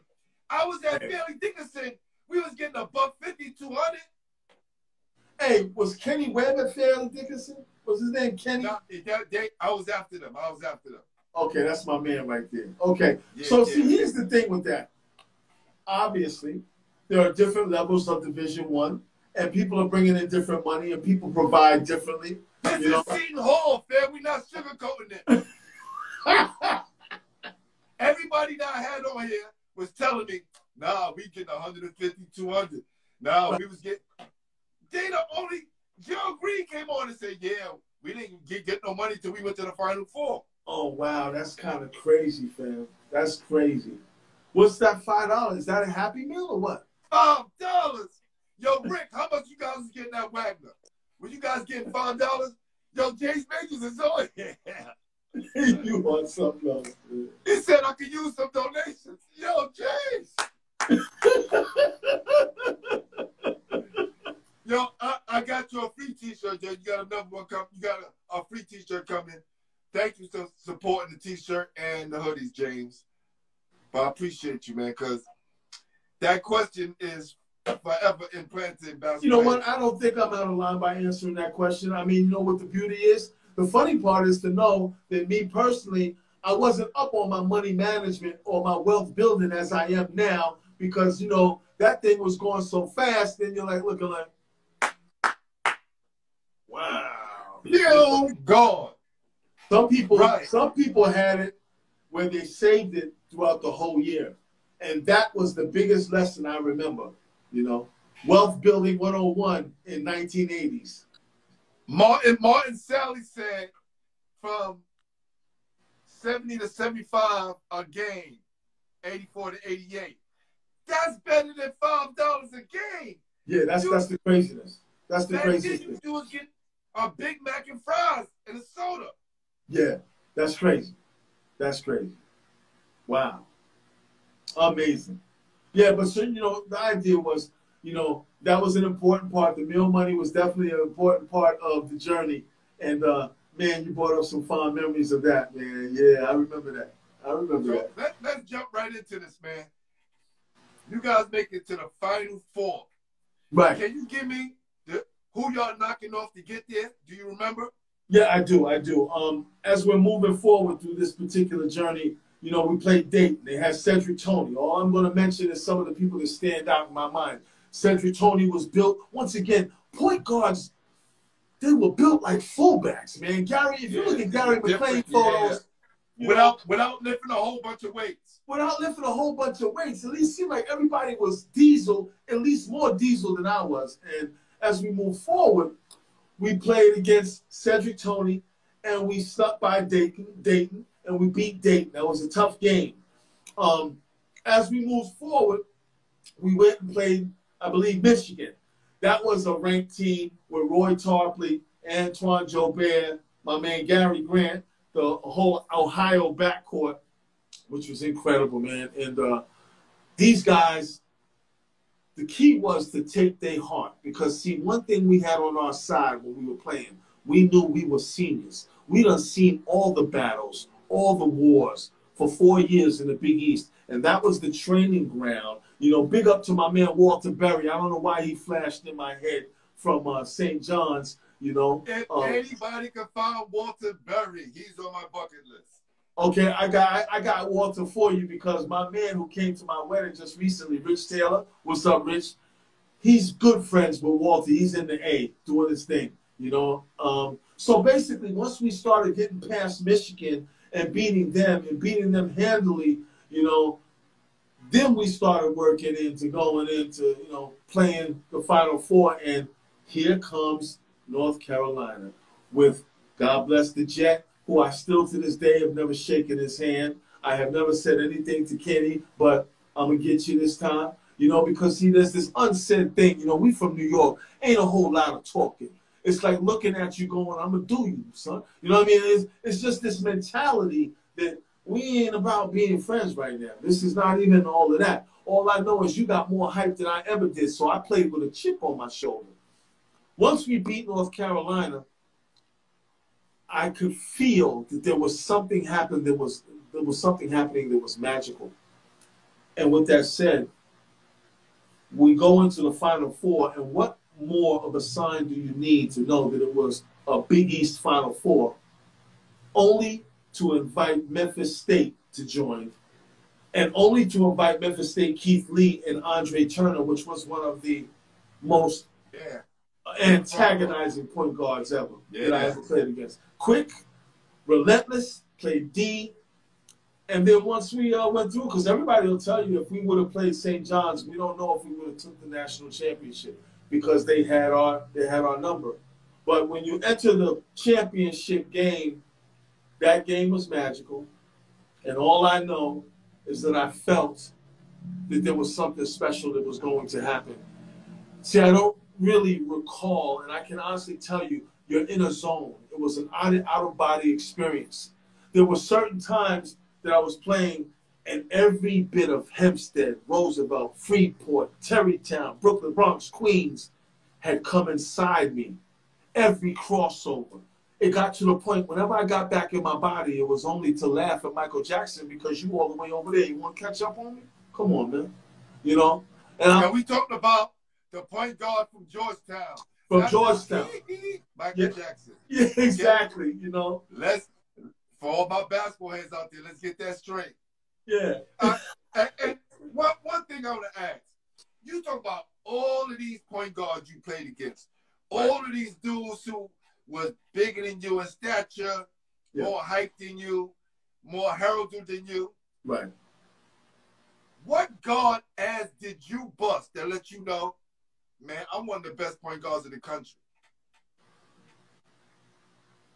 You know what? I'm going to tell you that there's been a couple of nights that I had Pearl one night, you know, for dinner, you know. I ain't gonna lie. Let's talk about that game. Let's talk that about was that in Syracuse right in Palestra. You know, I can say that I had Pearl for dinner. I had Michael Jordan for dinner one time, at least for the half of the game. I ain't gonna lie. I wish we had some documentation on that so y'all could see. But a couple of people, Michael Adams. What year? What year was that Pearl? That would have to be. I would have to say it was around junior year at the Palestra. You know, 84. It was around 84-ish. Yeah, I had Pearl for dinner a couple of times. You know what I mean?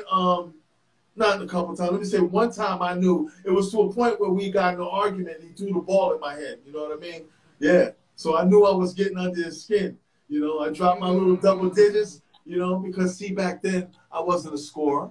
I really knew that Coach Mass really wanted me to get into Ed Pinckney, but sometimes everything came to fruition. A couple of steals, a couple of layups, a couple of jump shots. I had this little jump shot from here. You know, I really didn't catch. I'm gonna tell you something.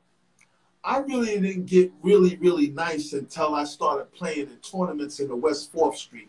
When I started playing in West 4th, that's when I got stronger, and I'm shooting. People in Hempstead will tell you, I was pulling up from half court. I was killing them. I became a scorer after school, you know. But the funny part is that you was the pro. Listen, back then, we had our point guard that scored, but a lot of our point guards had scorers, right? A lot of our point guards was heady, smart, and could win games. Like, you won MVP in the championship game with like 8 points, 2 assists. Yeah. Well, it was because of the handling of the pressure. pressure. I keep telling people, numbers don't mean that much when you can control the game. We know this now, but back then, you can understand it's all about if somebody did you, it's not necessarily the points that were scored. It was also the way that the game transpired. You know, sometimes you know if you're not playing your best in the game and you weren't able to play or perform the best you could. So, you know, once again, my teammates will remind me of that a whole lot of times. Yeah. And plus, what worked to your advantage at Villanova versus Georgetown, no shot clock. No shot clock. There's no doubt about it. I come from an era of 4 corners. You know, that was the last time the shot clock was instituted. And it is a beautiful thing that if that is what they do in Rome, then I'm Roman. And the idea was you know, our team, we all knew how to take advantage of that. You know, once Coach Mass said like this, enough, it was over. You know, give me the ball. It's one of the things that I do, you know. Why didn't Coach John Thompson send his guys out to pressure you guys one-on-one? They just kind of sat back there. You know, a momentary lapse in the coaching blueprint. And what happens is nowadays, you know, it's evolved. It's so precise. And then I would have to say there's a whole lot of talent now that speaks for itself. These cats are learning the game of basketball at a very young age. So, you know, it evolves. But back then, yes, the shot clock played in our favor. Shooting 78% didn't hurt as well. It seems that if I tell you I was in the zone, let's imagine if we had 4 more players. And in fact, I got to mention my teammates. Nothing can be done without me. See, I could come on here and talk about the fact MVP of the game. If it wasn't for this, we wouldn't want. But you know what? That's just not my mentality, man. The bottom line, yeah, when I want to talk junk, we outside, you know, we out at the bar, whatever, we in the pool hall. Oh, I'm going to let you have it. You know what it is. But on some realness, I'm a team player in life. It's been a team player all my life. And that's the only way we beat Georgetown. Those hard-ass practices, the mentality that we needed to realize that you can do it. You can do it. And then when you win, like I said, I can honestly say I've been eating off of that mentally, spiritually, financially, and as far as who I am, no matter what I've been through, I've been eating off of that for 30 years, for 36 years. So I would love to see if everybody's been eating the same way I've been eating. When I say eating, I mean learning lessons, you know, coming back from adversity. Facts. Come here for a sec. Come here. You know, come here. Come here. You got somebody to hang out with you. Here's my wife, y'all. I'm going to put her on the tool. Charisma. What's up, this handsome brother. When you get the blessing of having your best friend, you know, and listen, that's not just, it's a blessing, but it's a culmination of learning many lessons, man, when you get somebody to ride with you. Feel what I'm saying? That's real, man. Congratulations. Right. I love you too much. They just, hey, for everybody that's make some noise, they just, you know, celebrating their wedding. So we want to make some noise for that. Yeah. I love it. Hey, I hope I didn't ruin this show like that, but, you know, we in our complex, you know, we done rented out the room to chill with you. And, you know, hey, that's what happens, man. But you know what happens is after the game, oh, my goodness, the adulation, the support, the pandemonium. So every time somebody wins the national championship, I purposely watch to see what that feeling is because it comes through the TV and it reminds me that I was a part of something special. My legacy is intact. We all have, I don't know if you have children. I got a daughter. She's doing her thing. The beautiful part about it is it remains intact, man. And because of that experience, there's nothing I can't do. There ain't nothing I'm going to, there's no goal I can't accomplish. You're growing up, you're blowing up, and you know now you got a #1 fan. I got somebody from Japan that's watching Basketball Heads that picked me, Sono Katsu, a kid that I own an obligation to. Salute Sono Katsu. Sono Katsu, who I need to say every day, way to go, man. I like that move. Nice pick. Not because I want to look good. It's because that's how I got here in front of you. Because somebody said, yo, I'm Team G. We all need that. And now you got that from me. You know what I mean? Salute to my guy, Rick Combs, man. He been talking about you since last year, my brother. This has been in the making for a long time. So yeah, I want to thank you, man. Yeah. We brothers now. We brothers. It's so over. It's over. You know what I'm saying? It's over. Yeah. Yeah. So I want to go a little sidestep off of basketball. When did you start to get interested in the music, man, and fashion? When did that kick off for you? Oh, yeah. Music and fashion kicked off for me since the 2nd grade, man. Since platforms and gabardines, since we talking about teardrops in Brooklyn, we talking about sky blue, we talking about quarterfields, we talking about Robin Hood hats, since Playboy's British Knights, we talking about Lee jeans, we talking about since Orchard Street and Delancey, we talking about that all day long. Hey, it started off from birth, and then you come to Hempstead, Long Island, where all of that basketball, you got to understand, walking into Roosevelt Park, where you could see Busta Bus over there, Busta Rhymes, or Flav over there, or Eddie Murphy speeding in the park with his Porsche, you know, it has been the most beautiful experience. Strong Island represent, EPMD represent, Rakim represent, K Solo. We go on for days, man. So the bottom line is, when it comes to music, you know, I make beats. I'm like you, man. I love music. It is a stress relief. You know, I like to make songs. I like to do my thing. I spit. I'll do whatever I got to do at any drop of a dime. My team will tell you, it all started back in the 80s. You know, I like to sing.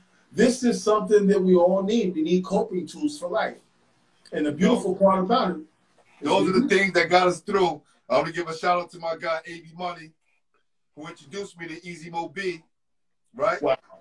And put me in positions to where, you know, when I did my first live show, it was with the Notorious Big on stage right next to me, right? When the first time I spit in the radio, it was with Jay-Z and Big Daddy Kane. Stretch Armstrong and Barbados show. Real talk. Real talk. So All was in the studio with Tupac while, you know, they was running for the police. Now, there's some guy named Music Jordan, something like that, Magic Jordan. He has a song with Drake. Hold on for a sec. Please, please. I love it. Please bless me. Check this out. Okay. I don't know if YouTube, I'm only going to play a little bit because YouTube may cut it off because this is the #1 song in the country. Right? Hold on. So, my guy who sung on the original Tupac Temptations record, right? Let me pull that up so you can get what I'm saying. Show my guy A.B. Money some love right now. So, my guy hits me up and it's like, yo, he sends me a text. And it's some random song. And it comes on. Hold on. Oh, hold on.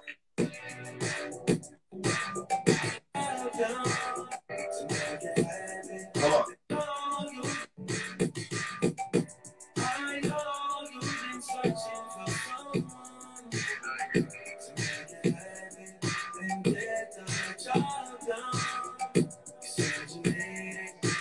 You hear that? I do hear that. I know that song. Have you heard that song before? Yeah, of course. Now, he totally ripped my man off. It's a real talk. So here's the original.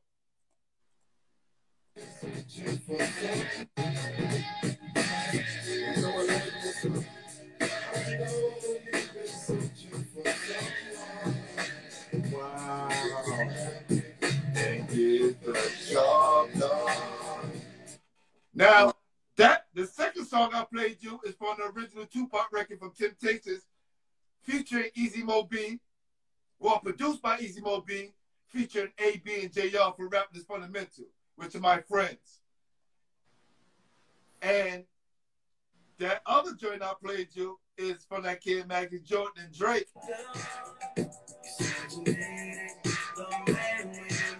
Oh, wow. The whole chorus. Right. So you know what that means.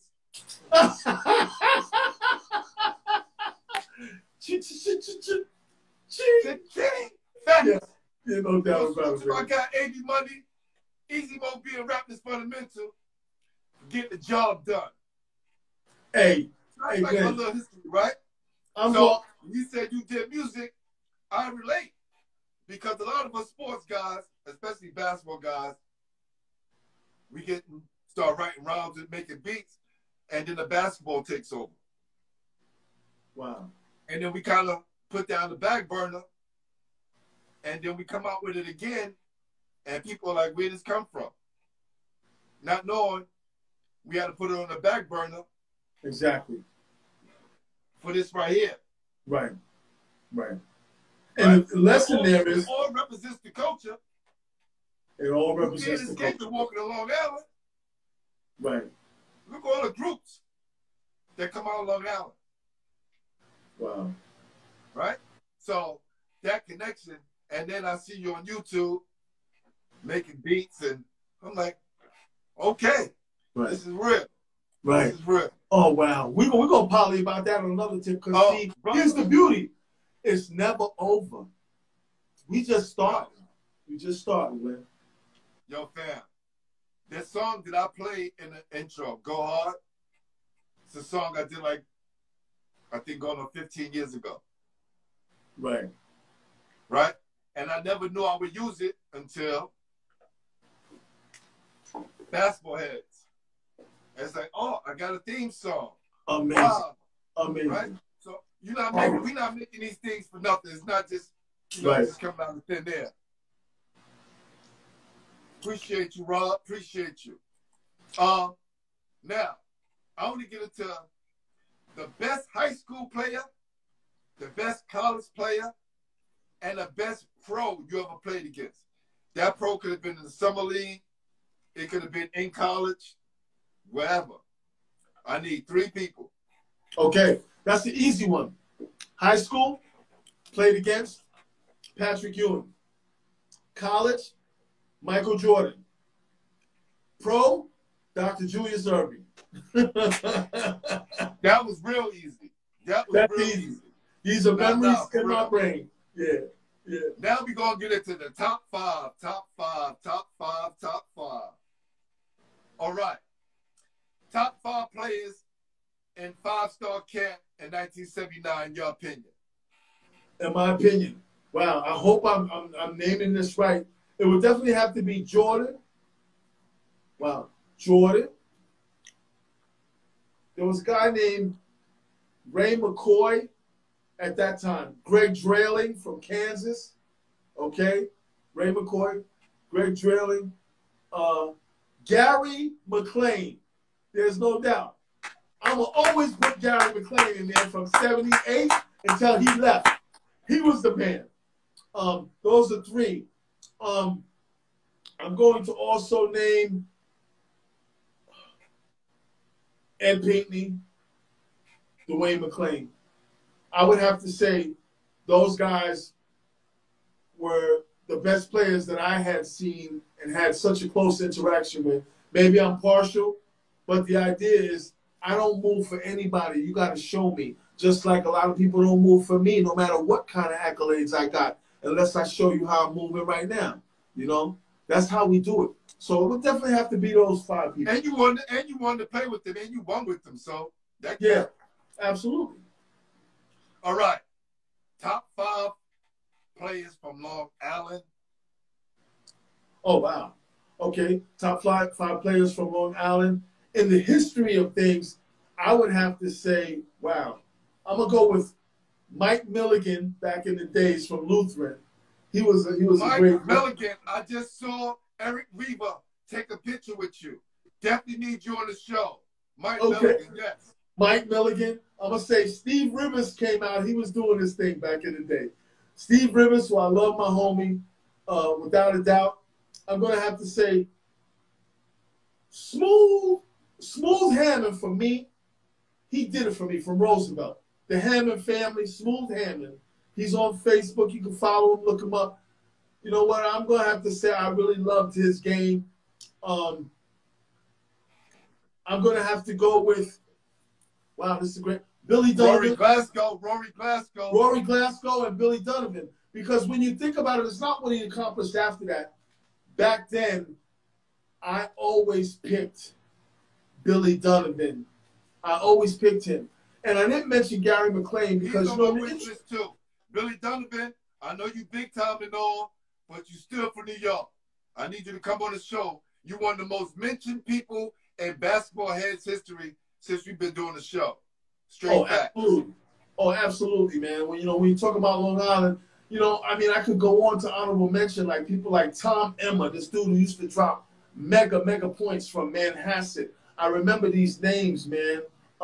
So, you know, those are the guys that I would put up there. Dwight Gibson from Uniondale High School. I got to mention your name because you were a beast. You know, Long Island. We'll stay in Long Island. I'm going to stick with those. If I didn't mention you, it's no harm.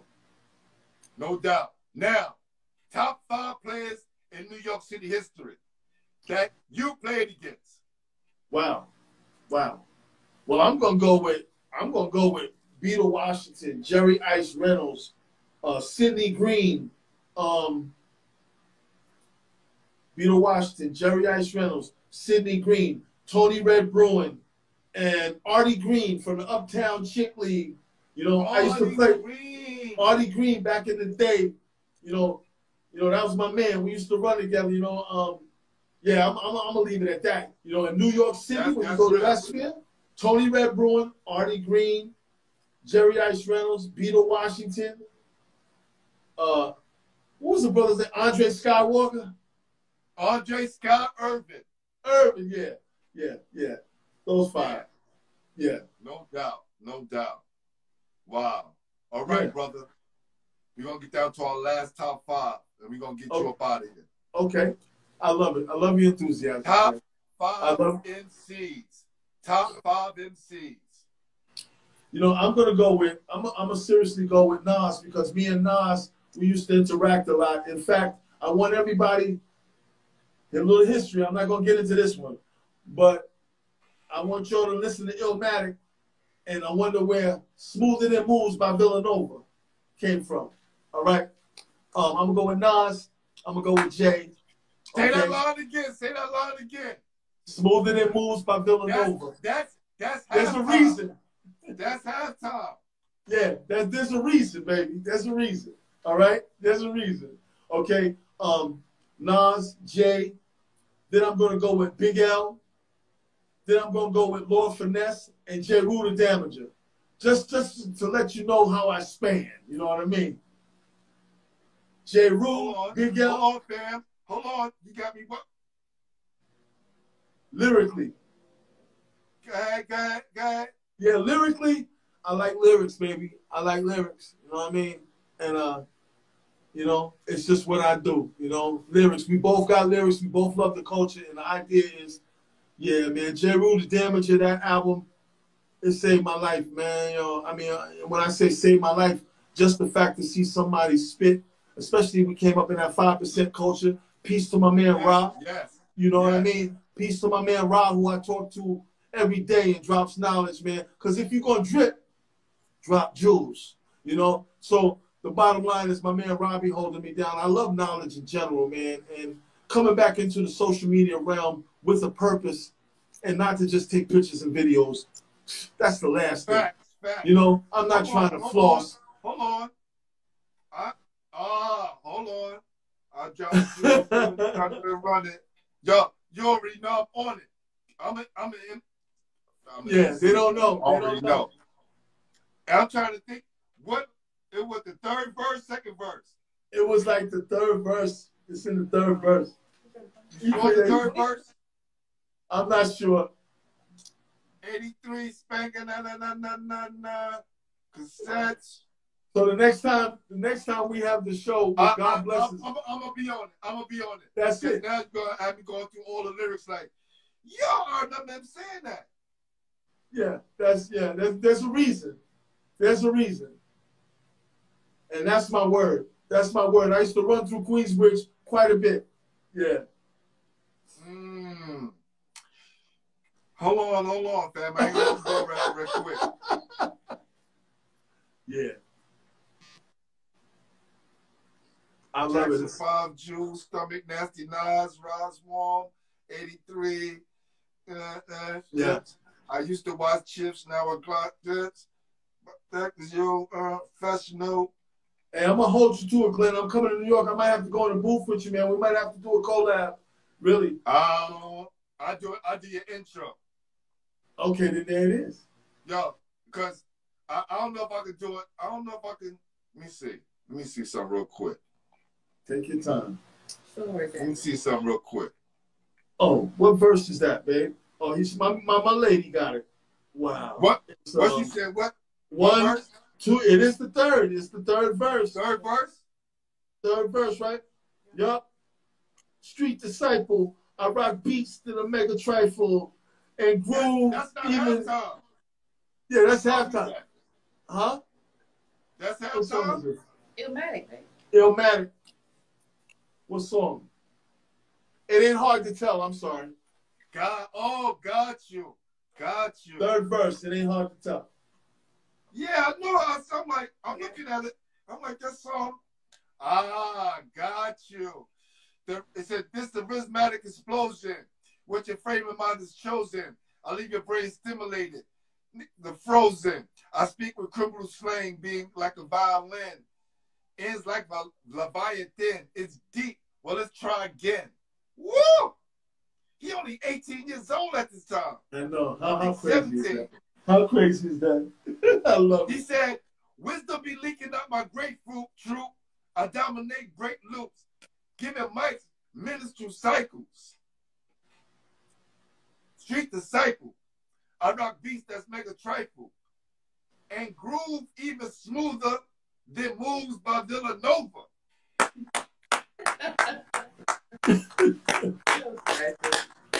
Woo! Woo! Woo! You're still a soldier.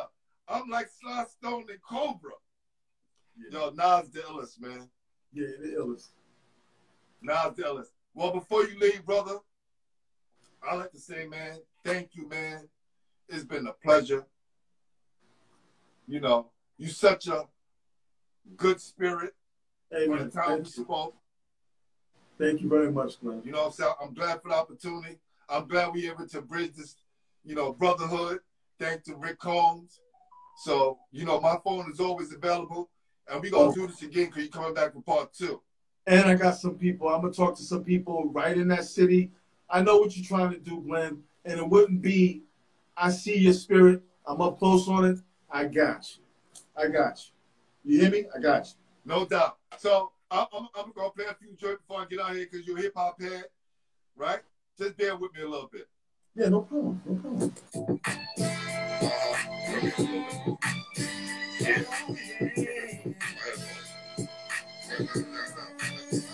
You got a problem in your life and things ain't going right. All you gotta do is go your way.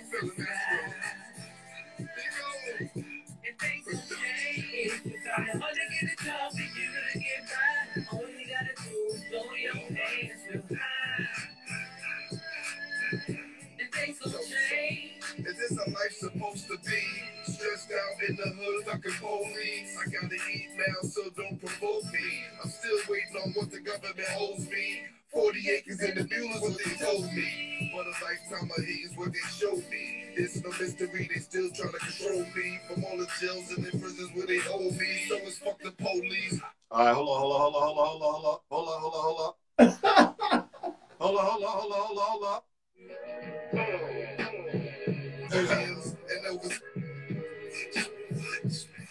Watch me break from the chef, ghost killing your face. Old dirt to the flow, Methuen man the stage. Dive into the audience, hubs the auditoriums, and overseas where everybody applauding them.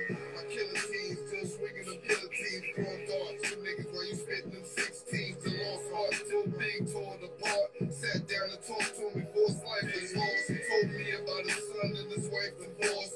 Frank Joe saw knife, Puff Daddy was gone. So rest in peace, Big Pun, JMJ, Tupac, left us with the Slim and Mac Dre. All right.